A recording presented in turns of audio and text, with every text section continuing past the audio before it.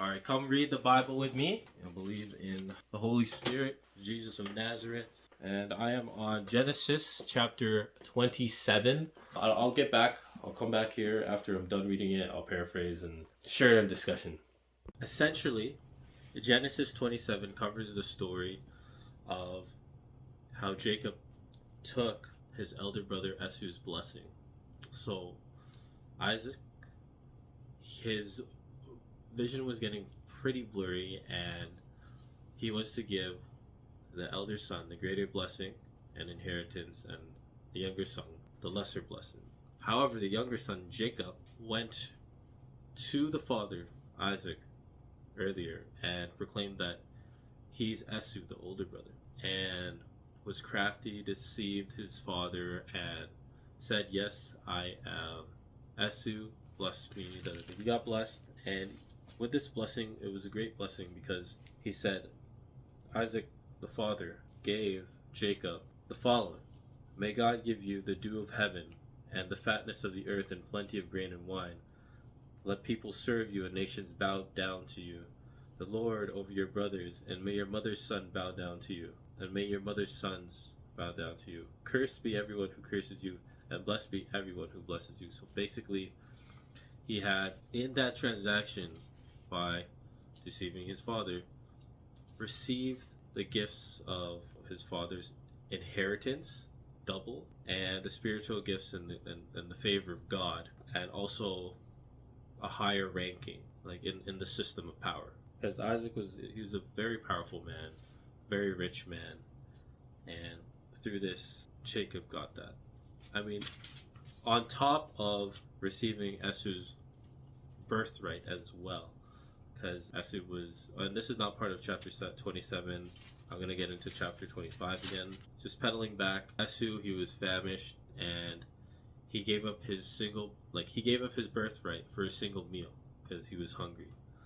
So basically, like, a whole cautionary tale of the whole timeline and narrative in your life can really, because if Esau had rejected that meal, his temporary flesh desires, and saw the long-term gain of his birthright, right, by receiving inheritance, he would have had a far greater and better life. So I mean, it's basically like the whole thing of like, will you go for the one marshmallow now, or two marshmallows later?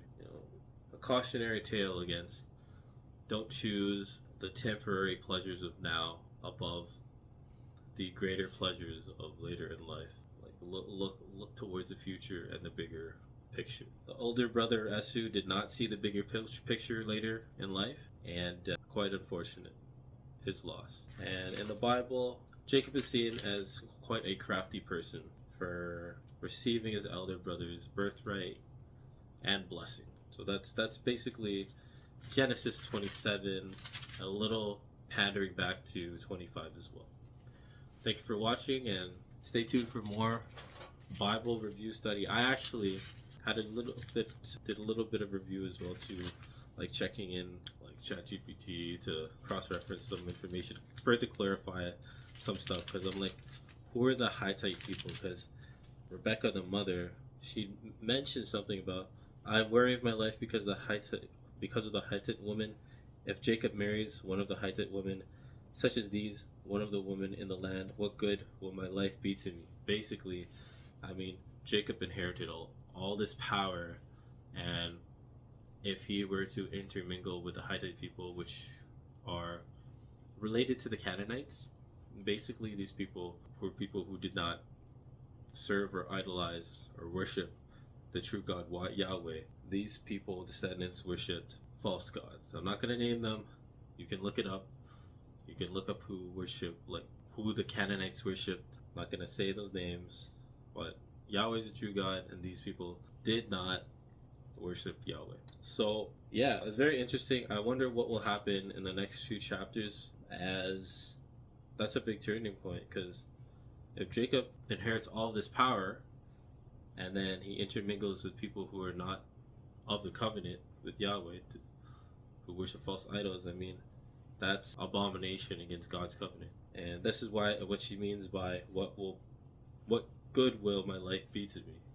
Because like she's of the Israelites, the people who worship Yahweh.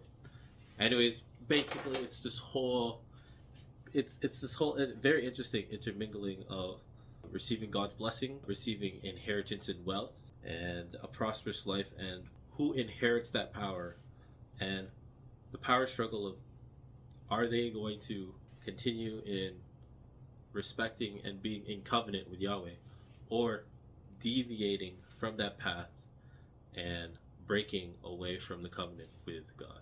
Very interesting stuff. I'll get into it in the next video. Thank you for watching. Hope you guys have a good one. Peace.